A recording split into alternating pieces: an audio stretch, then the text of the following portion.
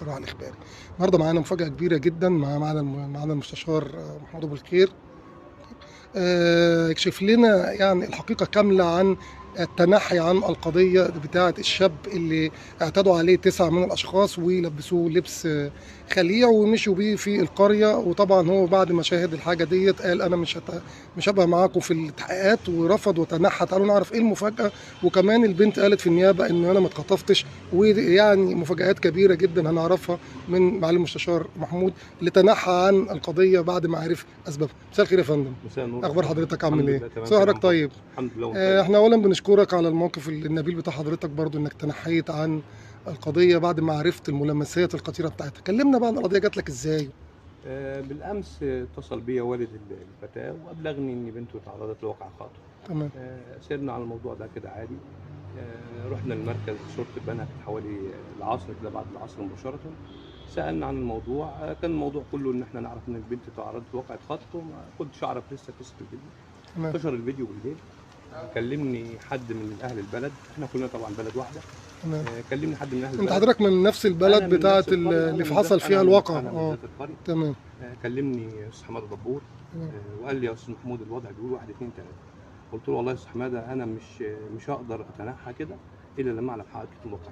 تمام. اشوف الواقعه نفسها ايه.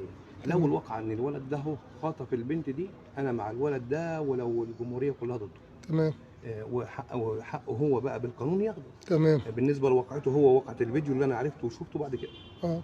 ما كانش لسه الفيديو ما شفتوش؟ انا ما كنتش شفت الفيديو، ما شفتش الفيديو الا حوالي الساعه 2:30 بالليل. تمام. يعني انت كنت موكل قبل ظهور الفيديو وقبل ظهور المهزله اللي تمت. اول الواقعه خالص انا وكلت بالقضيه وقلنا كده. اتفقنا بالليل ان شاء الله ان انا يا جماعه باذن الله هنحضر وهنشوف. احنا مش هنمشي بالراي الجمعي او الراي الموجود او سياسه القطيع ان كل ماشي في اتجاه يبقى انت. تمام. انا راجل مهني، انا شغال بقالي 21 سنه محامي. تمام. وشغلي 3/4 جنيهات. يعني المواضيع بتبقى كبيره جدا وممكن انت من بره ما تعرفش حقيقه الموضوع ايه. تمام. فعشان اختار الموضوع اللي انا هاخده ابص على الموضوع واعرف تحريات المباحث قالت ايه والمحضر مكتوب في ايه، بناء على الموجود انا اتصرف. تمام. اللي حصل النهارده جينا من بعد صلاه الجمعه، حضرنا النيابه وبدات التحقيقات، والنيابه العامه مشكوره كانت على الحياد على بين حضرت التحقيقات معاهم؟ حضرت التحقيقات. تمام. حضرتك شفت الفيديو بقى الساعه 2 بالامس؟ الفيديو الساعه 2:30 ومع ذلك قلت هكمل لحد ما اشوف حقيقه الواقع. هل حقيقه الواقع هي خطف؟ يعني لو المحضر مكتوب فيه ان الولد ده خطف البنت ده، هو له حق بقى بالقانون التصوير وهي لها حق قصه التصوير. تمام. فوجئت النهارده ما وانا بطلع على المحضر في النيابه العامه ان الواقعه مكتوب ان الولد كان على علاقه عاطفيه تقريبا بالبنت. ده اللي مكتوب بالنص في محضر جمع الاستدلال. يعني حضرتك عايزين النص اللي مكتوب في محضر التحقيقات. النص اللي مكتوب في محضر جمع الاستدلال ان ده بناء على محضر التغيب اللي اهل البنت عملوه. احد من اهالي القريه اتصل بمأمور الضبط وابلغوا بوجود واقعه فيديو، وهو تحرى وعرف ان في علاقه عاطفيه بين الولد والبنت. انما ما فيش واقعه خطف. لا، ده اللي مكتوب في المحضر. تمام. انا بنقل لك اللي مكتوب في المحضر بالنص، يعني مش على لساني، على لسان الموجود يعني. تمام. بناء على كده احنا حضرنا التحقيق. والنيابه العامه مشكوره محمد بيه الشربيني مدير النيابه عرض المتهمين على المجني عليه عرض قانوني. لما عرض المتهمين على المجني عليه عرض قانوني، الولد اقر وقال ان فلان ده ضربني وفلان عمل وفلان سوى وفلان نفس اللي كان في الفيديو. خلاف 3 اشخاص هم ظهروا في الفيديو، ولكن دول براء من واقعه التعدي عليه. تمام.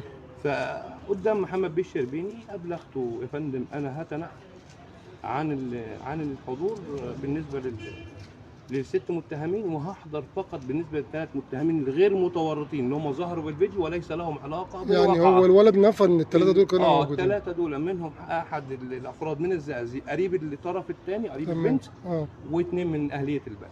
هم ما لهمش علاقه بالواقعه. اقر كده الاسلام المجني عليه وقال ان فلان ده اعتدى بكذا وفلان عمل وفلان سوى، شرح تفصيليا امام النيابه الفيديو اللي حصل. فاصبح النهارده في يقين يا استاذ احمد. تمام. في يقين عندي انا خلاص ظهرت الواقعه كلها وان مفيش واقعه خطا. طبعا انا كمهني كل واحد حر في اختياراته. طبعا. يعني ممكن كنت اكمل عادي وامشي عادي لو القصه قصه شغلي وقصه. لا، حضرتك بتدور على جوهر الموضوع وازاي ادافع عن عرفنا حقيقه الموضوع. قلنا لا، ما نشاركش وانا انسحب حفاظا على الناس. وطبعا الواقعه اثارت مؤسفه جدا كبيره جدا، ويعني بس هنقول ايه؟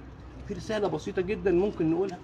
يا جماعه السيد رئيس الجمهوريه بذات نفسه التحري والمخرج والمؤلف يعني يعني هو قال لك الدراما المصريه لازم تكون الراجل سبحان الله معبره، ملم بكل تفاصيل اللي بيحصل في الدنيا. تمام. اهو اللي بيحصل وبيتالف واولادنا بتشوفه بيتالف بطريقه تانية على غرار محمد رمضان بالظبط في كده. فيلم اسطوره.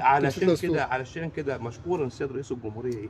قال يا جماعه اللي بيألف يعني ادخلوا في المسائل الاجتماعيه البسيطه، مش اللي ما تنشرش بلطجه، ما تنشرش فساد. عايزين نعلم ولادنا سلوكيات كويسه، يبقى السلوكيات اللي بتتقدم كويسه. كانت لمحه انسانيه ممتازه من السيد الرئيس، لان اللي احنا موجود ده اللي اتعلق في ذهني من مشاهده زمان. تمام يا جماعه، وده اللي اتنفذ نتيجه فيلم، نتيجه تمثيليه شافوها. يا جماعه نعود للتقاليد والعادات والاعراف، ولما يكون في مشكله بسيطه ويقدر اهل البلد يحلوها من البدايه، يبقى في ناس لها كلمه مسموعه، تمام، تقعد وتحل بين الاطراف الاول، ما يتطورش الامر ان انا اخد حقي كده، او ما يتطورش الامر ان المستشار معلش قطع كلامك، ظهر عمده متعاصم في الفيديو وصفع الولد الامين.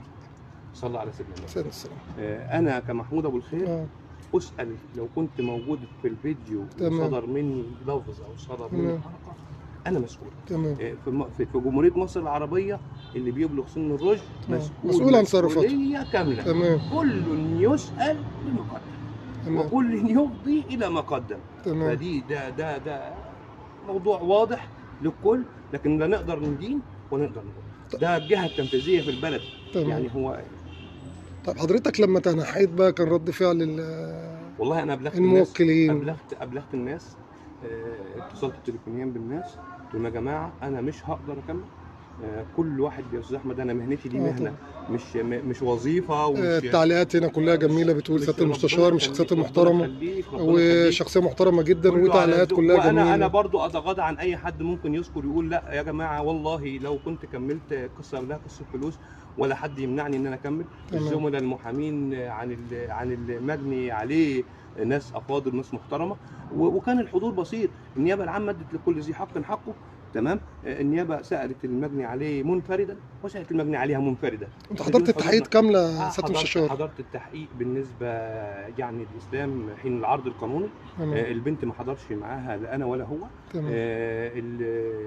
الولد اسلام ما حضرش معاه محامين خالص. تمام. النيابه سالت وجابت كل حاجه وعرضت عرض قانوني ممتاز، تمام. وتفاصيل القضيه كلها النيابه ألمت بيها. طيب حضرتك ايه التهم الموجهه للمتهمين؟ التهم الموجهه للمتهمين ما زالت التحقيقات مستمره. تمام. انا تكلمت في الشق اللي انا كنت موجود فيه. تمام.